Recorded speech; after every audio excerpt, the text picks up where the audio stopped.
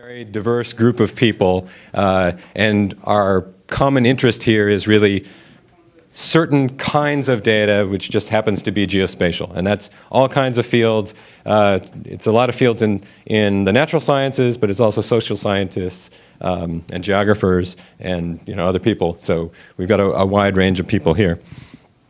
So the format we're going to have here, I'm just going to let each of the three panelists here introduce themselves and talk a little bit about, just briefly about how they use Python, how it connects to geospatial data, and anything else they want to say as introduction. I'll start off with a question, and then we'll open it up to questions from the audience at that point. So I will start here. All right, great, thanks. Hi, I'm Shaun Walbridge. I currently work at ESRI or ESRI, depending on how long you've heard of the company. I actually, when I was doing my interview, I just waited for someone to say it before I said it back to anyone because I wasn't sure. So I've worked at ESRI for about the last year, and I work directly for our chief scientist, who's Dawn Wright. She came to ESRI about 1.5 years ago herself from Oregon State University. Her Twitter handle is DeepSeaDawn, and she's very prodigious there if you want to follow her and see what she's talking about.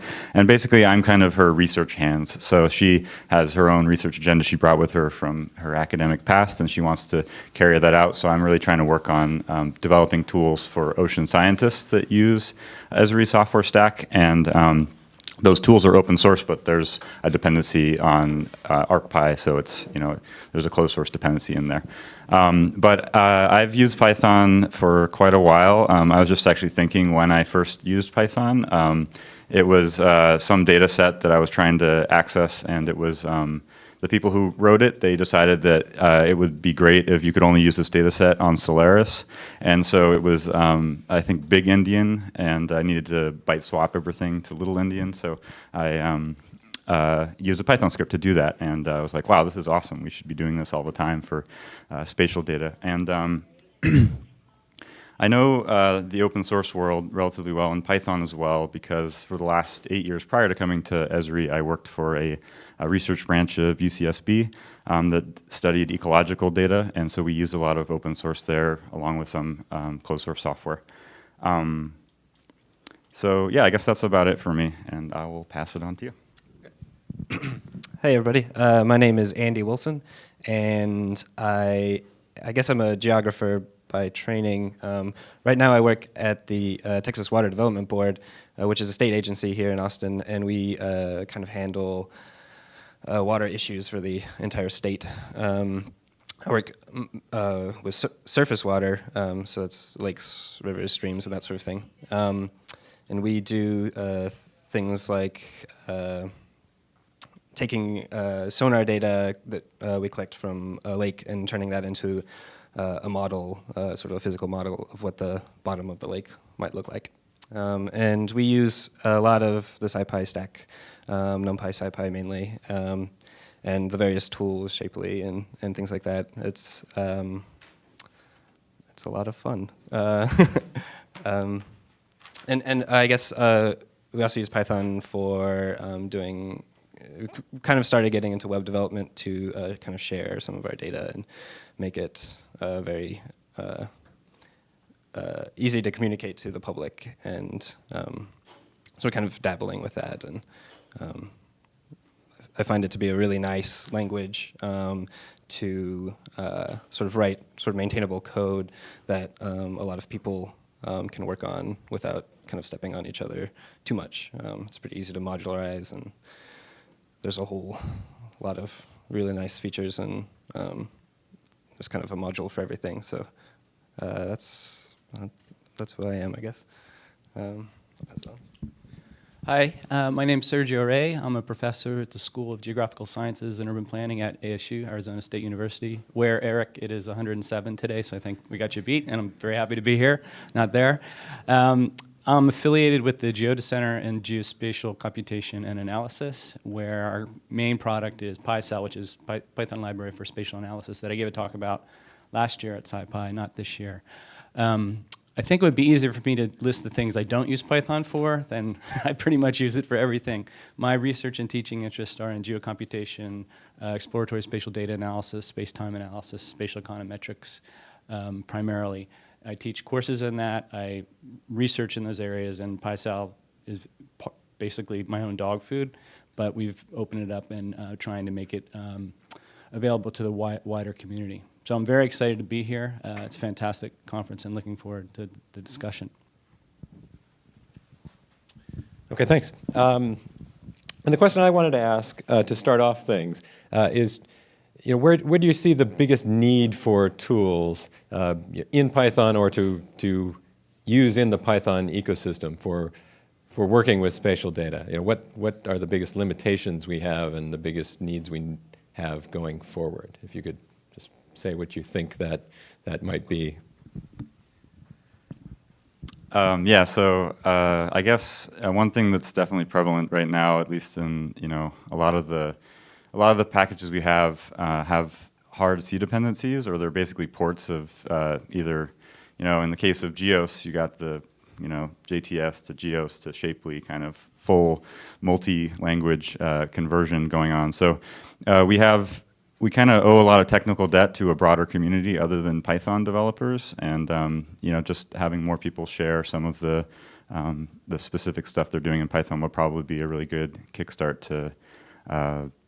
I think maybe some of the subdomain. So I think that was a really interesting thing that I definitely agree with. That Python, the thing that makes it so powerful is that it's a glue language for all these different problem domains, and that's what makes it so great for people who are working in spatial data, that it can pull in the infrastructure from their specific subdomain and deal with the spatial simultaneously.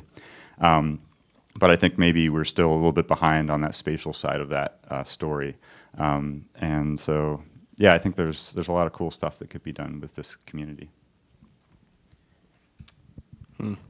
So I guess one thing I think I don't know if it's absolutely necessary, but something I find myself kind of wanting sometimes is a really nice kind of dynamic interactive tool. So something like Matplotlib, and granted we can render sort of our geospatial data to Matplotlib pretty efficiently, but something that was maybe not 2 steps away, but a little bit more dynamic and kind of that invites sort of playing and exploring with data a little bit better. It's kind of something I've been thinking about recently, I guess. Yeah, I think one of the areas where there's a huge opportunity, and maybe it's a problem right now, is in, I was at a conference, the Open Source Geospatial Research and Educational Symposium, which is every 3 years. Next year it's in Finland. And given the importance of Python to QGIS and ArcGIS, it really struck me that in this conference, it was in Switzerland, that there was very little discussion of anything Python at this conference. It was all GRASS and R, and it just struck me because my world's Python. And I think part of that is we see it reflected in the conference here. I remember coming to my first SciPy was 2003, and I made the exact same comment that Kit did. I'm the token social scientist here, and things really haven't changed that much. Now I guess there's 2 now, right? But there's huge amount of interest in, say, political science, economics, epidemiology, a host of social science, who are primarily the users of Pycelle. If we can tap into that community, it would help spread the word about the power of SciPy and the Python science stack for human social science applications of geospatial technologies. And we could also benefit from engaging with our colleagues here at the conference in terms of learning more about HPC implementations of these tools. So I think it's more of community building type opportunity that we need to focus on.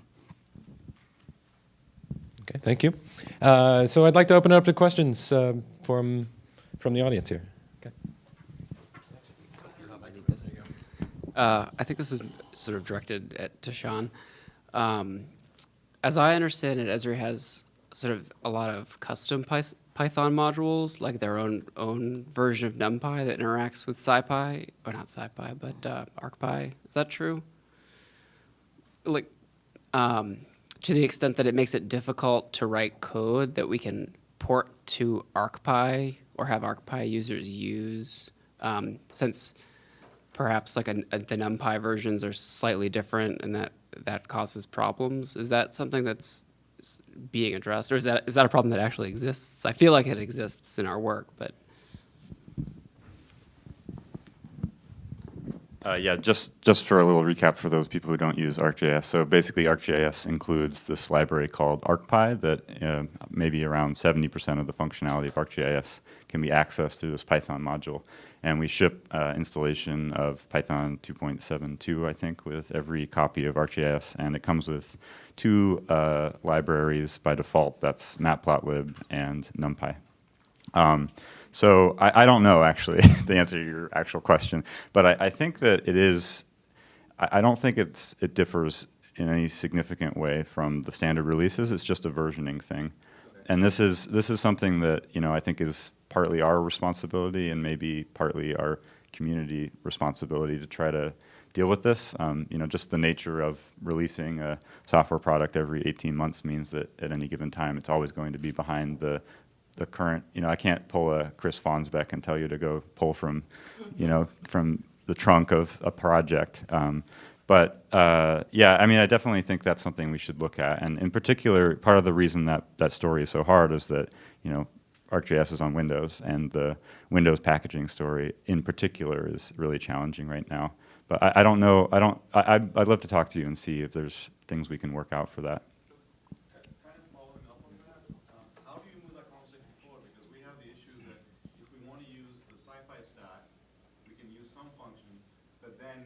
Any computer we install a SciPy stack on, we break our Arcpie installation. So there's no way to use some functions from Arcpie and then some functions from outside. Yeah, so I think the question was that you might be using Arcpie, but you also want to install the full SciPy stack that we just saw a quick lightning talk on. And how do you deal with managing those two environments? And it's hard. Basically, I think Christoph Golke, he basically manages a bunch of Python packages for Windows, and most people who are scientists probably end up using his packages that he just is, kind enough to compile for everyone. We are trying to do more. I think we're doing some work with NetCDF in particular, but yeah, I don't know exactly what the right story is. There are, we have our own set of dependencies outside of stuff that's in Python, and I'm not sure exactly how we can go about that. But I don't see. Actually, we just circled on my notes during that talk that it seems like it would be really feasible to have something like the SciPy stack that we could maybe distribute as an add-in or as an add-on to the software, because something like that would be good. The problem that we have is that we cannot support, just as the people in this room are representing many different scientific domains, our users represent hundreds of different groups that all have pretty tangential needs, and so we couldn't ship all the packages that they all collectively need. So, but maybe something like that, if that got a little more weight, that would really be a nice core set that we could work on. Yeah, so I think we have somebody who knows something about this here. So I'm gonna let Rich Signell speak to it. Yeah, I just wanted to talk about this very issue because this is something we've really been concerned with a lot at the USGS, because we did a scientific poll of all our users at our big data conference, and 70% of the people there use ArcGIS as their primary scientific analysis and visualization environment.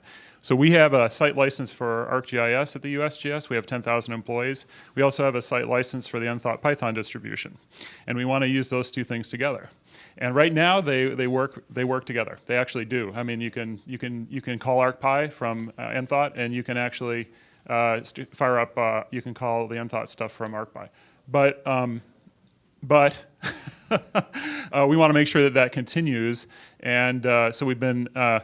So what ESRI, at least some other folks at ESRI, have at least agreed to, letting the developers know in advance, significantly in advance, what they're going to be doing in the next release, like what version of NumPy, and what version of Python, so that groups like Continuum.io or Nthought can have distributions that are compatible with Arc for people who feel like that's important. So at least that's happening. Rich, also just, there's an apparent little discrepancy there, and I'm not real clear on it myself, but Jonathan March from NTHOT. So the normal use case I'm hearing is that you're using the ESRI bundled Python, but that doesn't necessarily have to be the case. And in fact, what you're doing is using ESRI libraries with another with a more standard Python distribution. That solves the problem of proliferation of libraries, right? Just to pull in. Is that right, or do you do both actually? Yeah, that's right. We're just using Arcpie. We're using NTHOT. We're using the NumPy from NTHOT, and we're just using Arcpie, just calling Arcpie. But you can go the other way as well, and they both work. Actually, just with you can put a path file in Arc site packages, essentially in a path file in the NTHOT site packages, and it works. But it only works because the NumPy versions are compatible and the Python versions are compatible. But it's a very simple thing to do when they're compatible. So out of the box, right off the bat, it doesn't, I run something, loading up, NTHOT Python, I can't access Arcpie. It's when you finally, while it may be rather trivial, you have to add something to each of the installations so that they're aware of each other. That's correct. Okay, Yeah. So it might be nice if either NTHOT or ESRI were to provide, here, click this button and now you've linked up to your Python distributions or something like that. Right, and right at the USGS, actually, we have a little custom installer, script that does that for folks. Thank you. We have a question at the back here. It's probably naive, but would it make sense in the long run for ESRI to be using a distribution, a commercial distribution, so that you don't have to worry about this packaging system and this building system, which is a pain, and then you use something that's easier maybe for users to extend with other packages. Right. So I think the question was, does it make sense in the long run for ESRI to maybe partner with a company that's doing commercial packaging, and that way we don't have to be in charge of trying to distribute all these packages? And yeah, I think that it could be a way forward. I'm not really sure. But I could see that working.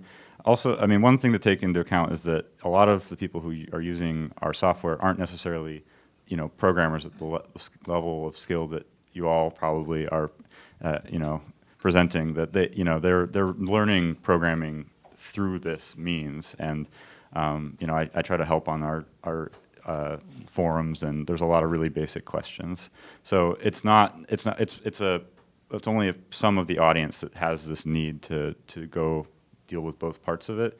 But yeah, I could see something like that working. I mean, I guess my dream still is I used R, boo hiss, but I did during my master's thesis, and I do like CRAN. I do like that they've dealt with this problem a little more cohesively as a community. So that would be maybe my dream, but in the absence of that, I definitely think something like that could work. So we've got people from both sides here, so I can talk to someone about it. Do you guys have any questions for the other two participants here? We can have an Arcpie BOF after, maybe tomorrow if you want. I have a question for Sergio. So I guess my first comment is that so you have a doubling of social scientists in 10 years. A lot of people would be really happy with that growth rate. Yeah. But actually, the question is, so I just learned about Pycelle, I think, maybe yesterday. So I wonder if you kind of contrast it with Shapely and some of the other libraries you're dealing with spatial data and things like that. Yeah, so the way I think about the stack is you have data processing, geoprocessing. Shapely would be more for set operations on, say, polygons, that type of thing. Whereas where Pycelle comes in is a little bit higher, so statistical analysis, so spatial clustering, spatial regression, region building, analysis on spatial networks. That's what we're targeting at. Okay, so they don't overlap that much? Well, to get started, we had to write our own shape readers, and now it's totally redundant because there's about 10 of them and more every week. And that's part of the sort of reinventing wheels that I think the lack of, there's a lot of great stuff happening in this space, but people don't get together. But we're at that sort of higher end of the stack, I guess is the way to put it. Yeah, because I've actually also seen a pure Python implementation of shapefile Mhm. configure, which I used for a while because it was nice to not have dependencies on stuff. Right. Do you think there's kind of a need for a Shapely on the sphere, maybe? Do you know of anything that could do that?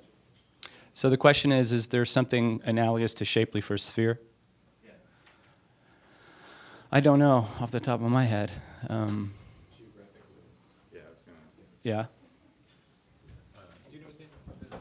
Yeah, so there's a geodesist named Charles Carney who he wrote a cross-platform library called GeographicLib that works both in C++, Fortran, Python, and maybe even MATLAB. I don't remember for sure MATLAB a lot, but he's dealt with some of this problem. So if you have individual points, you can make a line segment that's the great circle distance between them, and you can also calculate areas of geometric objects. And I think this is just generally still an open question of how do we do these set operations on a sphere or an ellipsoid. And probably we'd be okay with an ellipsoid.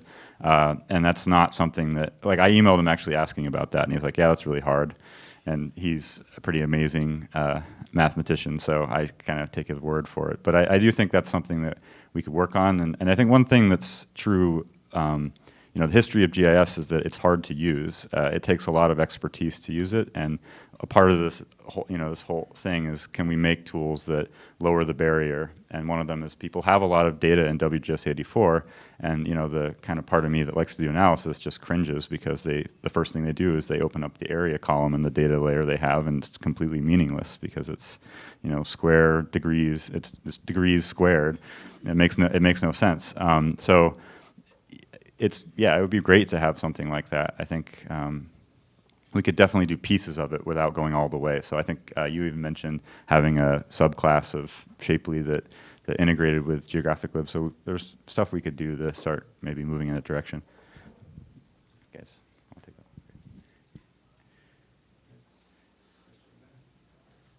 One more question, and it's mainly for Sergio. You mentioned that your wish was for meetings like this and for the community in GIS Python to self-organize better. Do you have suggestions on how to do this? Do you feel like we explored having the GIS theme as one of the main themes Right. of the conference this year, and for multiple reasons it ended up not being the case. But what are your thoughts there on how to bring this community together? I think after Kelsey's session yesterday, which was excellent, I was thinking we could at least do another one, like have 2 of those. And there's plenty of people I know that I would beat the bushes if they had enough lead time. I think I talked to Shaun a couple weeks, maybe 2 months ago, and he said, I just can't go. I didn't know this was going to happen, or it just was a timing issue. But if people have enough advanced idea of when it's happening, I think there's a lot of interest in coming together. Yeah. So I'd say, why not go to the source?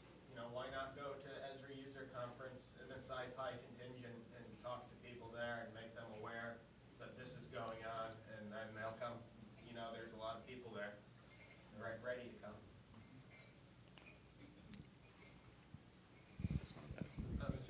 I actually have a question for the NFA people. So there's OGR has an optional sort of build for geodatabases, and I don't think it's built in right now. So I was just wondering if that's planned, because that would be super useful. Because there's I know Season actually is distributing some data sets that are geodatabases, right? Sure. And so yeah, it'd be nice to have access to those outside of ArcGIS. Yeah, we've talked about that a little bit, so that there's some possibility that could happen, and there's certainly other libraries that can be enabled in GDAL and OGR, both, and many of them are just compile time options. But that one, it's a library you have to distribute from ESRI, and I'm not sure the licensing on that. So it's certainly there. It's been asked, and we're considering it, but I don't think we have an answer. Yeah. So thanks. Okay, other questions? So I got a question. The thing that came up with GIS being complicated, and I think there's people who come at it mainly come from one of two directions. As a desktop analyst who learn the GIS tools and learn the functions within it, and then sort of learn Python as a way to interact with it. But a lot of us come from the science side, where we did our programming first, and we realized that our data is spatial, and we have to learn all the spatial tools and connect with that. They're very different, and we don't always talk to each other very much. So I'm just wondering if you could, maybe each of you say a little bit about the disparate worlds of geospatial data and how, is it getting better, and what do we need to make it easier?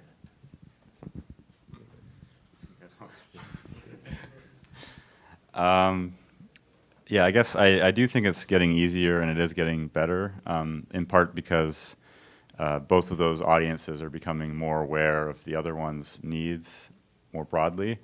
And I think there's a lot of people who maybe started out just as pure geographers who are like, hey, I need to implement this machine learning algorithm.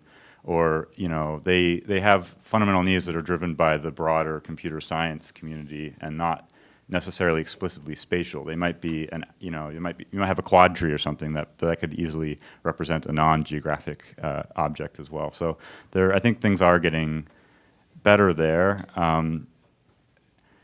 But part of this, part of it's an education issue as well. But people might have coordinates, and they might not understand that they can't just measure a distance on that as out of the box. And if you so when Google Maps came out, there was this thing called red dot fever, where you just threw like 10,000 points and your browser crashed because it couldn't render all of them. I think that, okay, so you might need clustering, you might need some things, and then you want to do analysis on that data.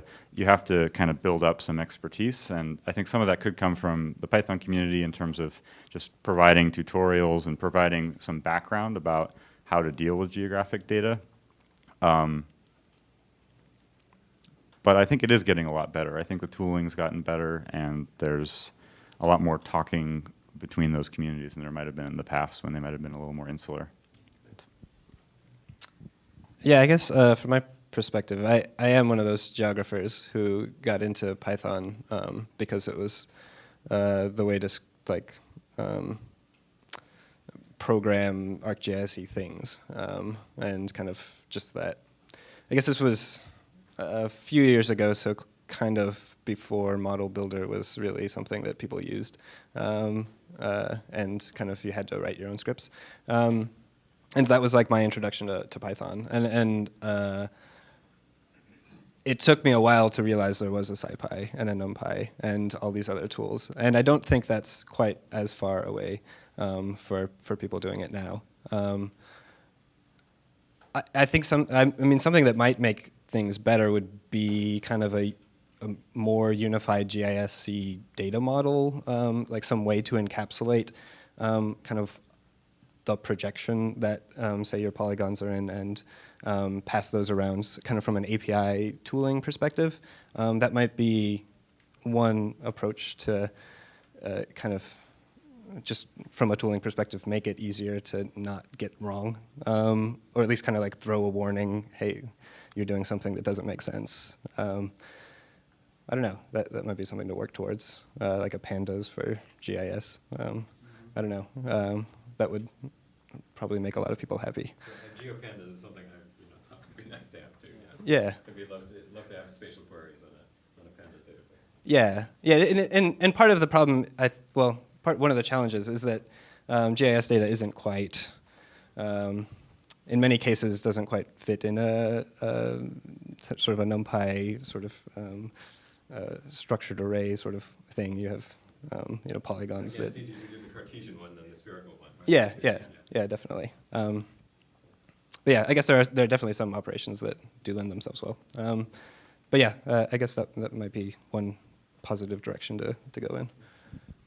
Yeah, I would agree that it's an educational issue, and I've been amazed at how things have changed radically because of Python in terms of several of my best students are now at ESRI. They didn't stay in academia, which was a loss for academia, but a boon for ESRI. And they came into a master's program with no programming background at all.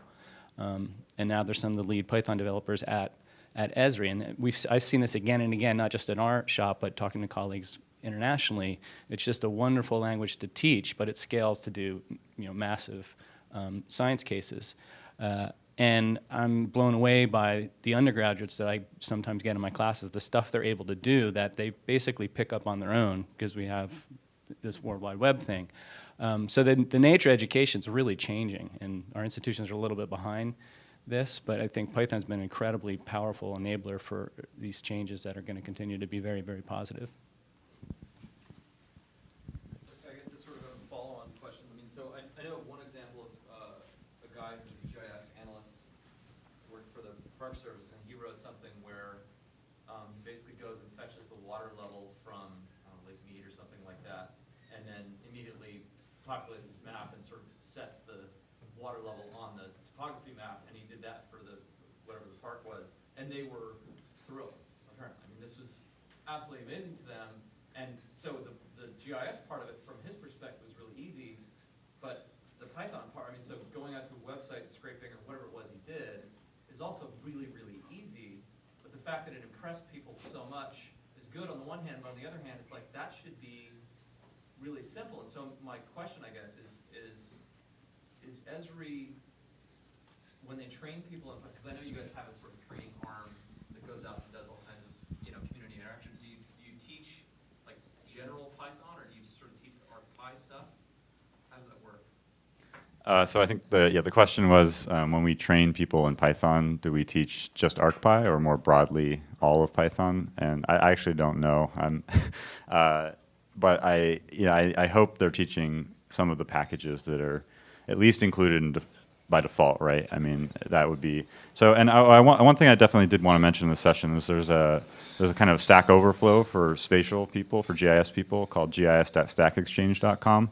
And it's a really great place if you do have people who have questions. It covers the full gamut of software from open source to ESRI to other commercial products. And it's a good starting place for a lot of people who have these kinds of issues. But yeah, I think that's a good point, is like, well, how do you, they're already learning so much on the spatial front. Often they're just like, they just learn how to do two things, and then you show them how to, use the join operator instead of hacking together, and they're like, wow, it's so much faster. Things that if you were learning Python, coming at it from a computer science perspective would be really introductory material.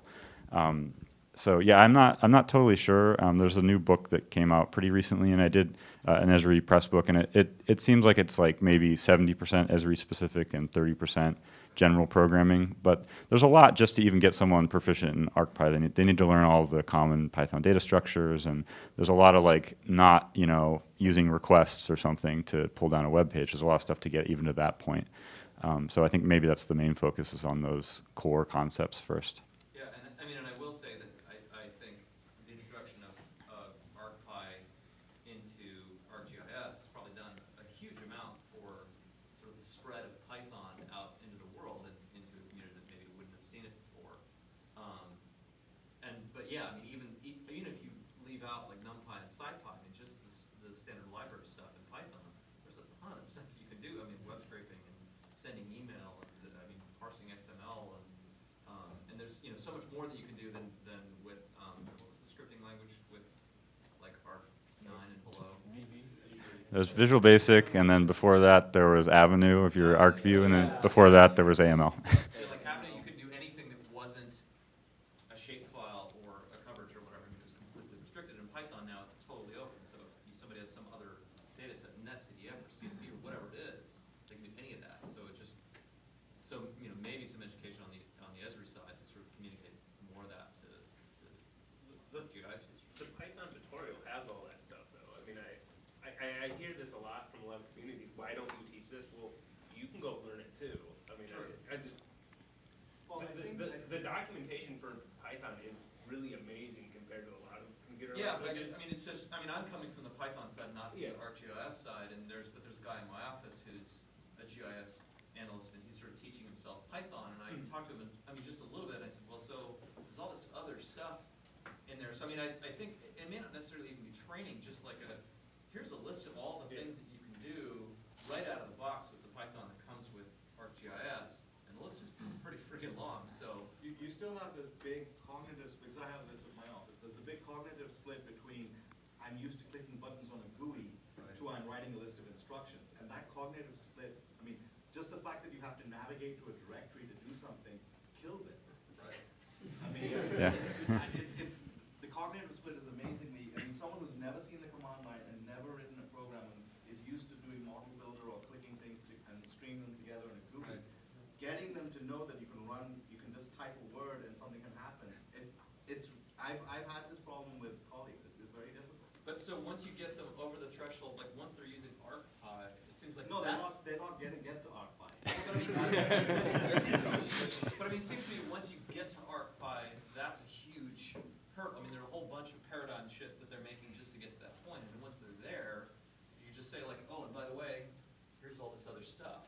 So one thing I've noticed is that, and with Python, this is sort of a curse and a blessing altogether, is that Python being so readable, and you see these examples online of someone showing, hey, here's how I did this, and you read it, and you go, oh, I can follow that, and it doesn't really beg any further question for a lot of people. You don't go, oh, well, I wonder what else I could have done, or how could I tweak this? They just go, that's great, this script works great, does exactly what I need, and doesn't learn any further. And then a lot of the various tutorials I've seen online, and I have to admit, I should have done this myself too when I did my tutorial a couple days ago. I think we should be at the top of every single tutorial. There's a link to that outline, the table of contents of the standard Python library. And I make it a personal rule that every single time I start up a new project, I go to that page and I try to pick out another thing to learn. Because I've been programming Python for 4 years, I'm still finding new things in there that I didn't know existed before. And we really, as a culture, as a Python community, really need to get back at encouraging people to just rediscover that standard library. And that's what I think is really missing. Yeah, that's a great discussion. Just a couple of things I want to throw in there. One was there's a Python module of the day. I don't know if you've seen that website, so that's a great way of getting exposed to new modules you might not be familiar with. And then the other thing on ArcGIS side, we did relatively recently introduce the ability to make GUIs, to make graphical applications that are purely, or extensions that are purely written in Python. And the toolboxes can be completely controlled in Python. So it doesn't really solve the problem, but it is a little bit of a better gateway drug than the model builder to dump out my script because my boss asked me to make a copy of it or something, and that's the only way they get into Arcpie. So I think there is more we can do to expose people to the programming side earlier and have them see its value kind of immediately. So. Other questions? Yeah, so we heard, we've heard a lot about at this conference about IPython notebook and its ability to glue different things together. And my colleague Massimo back there in the back row, maybe we can get him to give a lightning talk tomorrow, but he's got a great application. Actually, if you look on the IPython NB viewer page, where he's calling grass and then he's calling R and using a lot of GIS stuff to put together this GIS workflow. What do you guys see as the role of the notebook going forward in GIS? Yeah, I mean, I would love to see more of that, and I think it's really impressive. And the other thing to recognize too is I don't know what exactly the process communication mechanism used in that particular notebook, but now Grass and QGIS both have Python bindings as well. So we're getting a lot of buy-in of Python buy-in. And FME on the commercial front, there's a number of environments that are all Python-based now. So yeah, I think it's it would be really great to have more of that kind of thing. And I think that might be a partial solution to the problem of how do you get someone to care about learning how to program. And you're not going to get they're not going to learn about deep copies by opening a Python notebook, but it might get them interested enough to really start to dig in and try to understand the language a little better. Yeah, I think the IPython notebook is extremely promising for GIS stuff.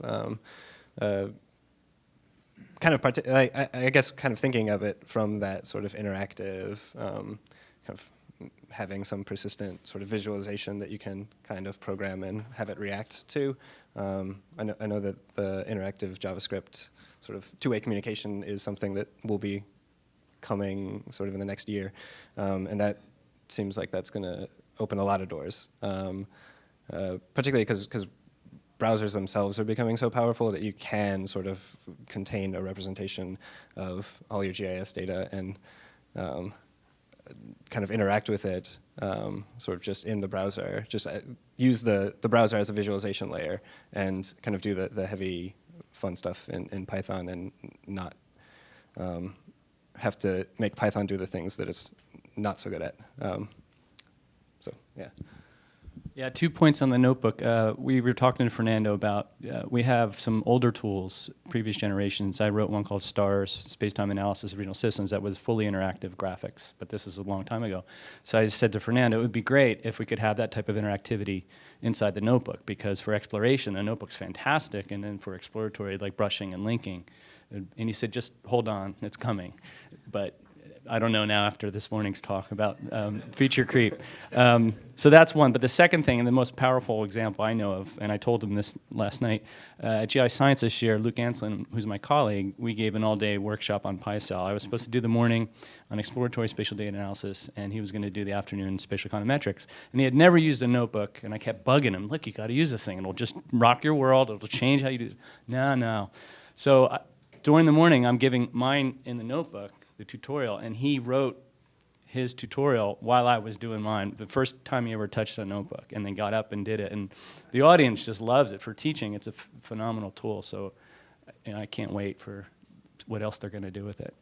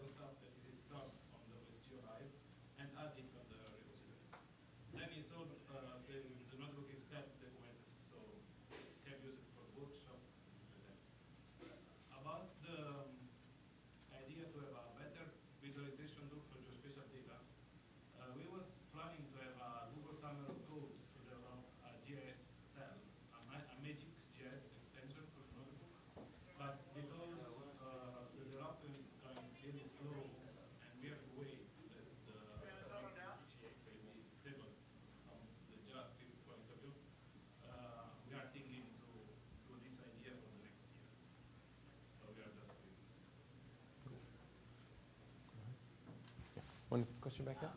Just a couple of comments or questions. I've seen, I never had a good excuse to use Pycelle, but I've been looking forward to it. And as you mentioned stars, which I remember looking at, and brushing, which in geography a lot. Today at some talk, I forget which, someone mentioned Blue that is doing brushing, and it appears to have some geography and differences of plots driven by vertical lift, and with an IPython terminal. So that looks really neat. Yeah. STARS is no longer, because we moved all the analytics, space-time analytics into Pycelle. And Pycelle is just a library. There's no visualization. So we're waiting to build some. We have some clients in the works. But this thing looks really promising, I think. Yeah. I love the idea of a GeoPandas.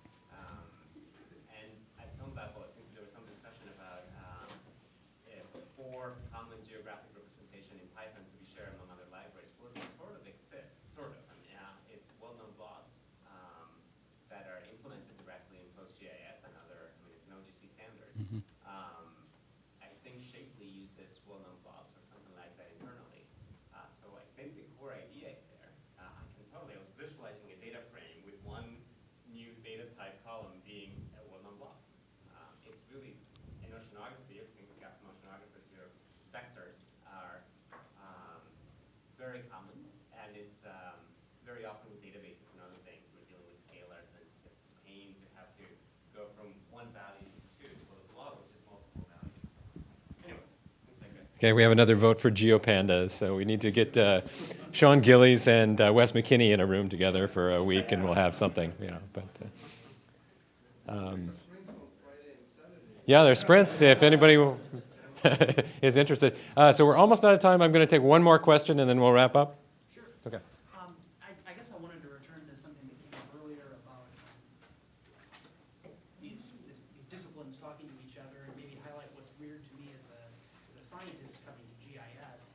It seems like, as I kind of mentioned in the talk, many of the tools have this preference for flattening the world, and then you can do stuff. And having a problem that's so inherently three-dimensional, it would be great if the GIS tools would expose or make it more obvious that they do expose a way to get things in real 3 space. Because if it's in 3 dimensions, then I can just do stuff with it with all the regular SciPy tools, while also leveraging whatever's in the GIS libraries. Yeah, I think in the next issue, it's online now. Mike Goodchild has a paper on the future of time in GIS, and the takeaway point is don't hold your breath. I mean, so it's a hard problem. I mean, people are still working on space-time data structures conceptually. What should they be? So there's no consensus that I'm aware of, and therefore a vendor is not going to, if there's no consensus, it's a slippery slope. Yeah, and I guess what I need out of GIS is a lot more simple maybe than, you know, GI science analytics. Sometimes in a lot of cases what I just want is the 3-dimensional surface of the Earth and make it easy for me to get to it so I can toss it into BTK. Mm-hmm. You know?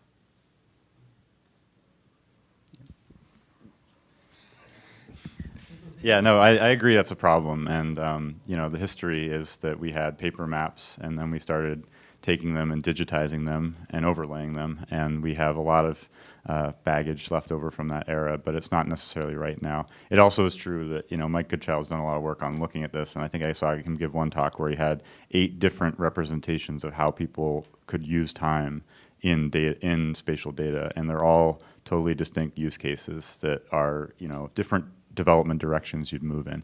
And we are kind of stuck right now our common interchange language for most raster and vector data is Goodle, and that's a 2-dimensional model. And you know, there are bits and pieces of this that are fixed. You can use NetCDF, you can use some of these representations that encode that information, but getting a standardized version of it hasn't really happened. I think one historical reason is that it's just slower, right? Doing math on a sphere, I mean, you know, we'll say factor 10 slower than doing it in a Cartesian plane. So, you know, there was reasons why people made those compromises a long time ago, but it is a good time to revisit them.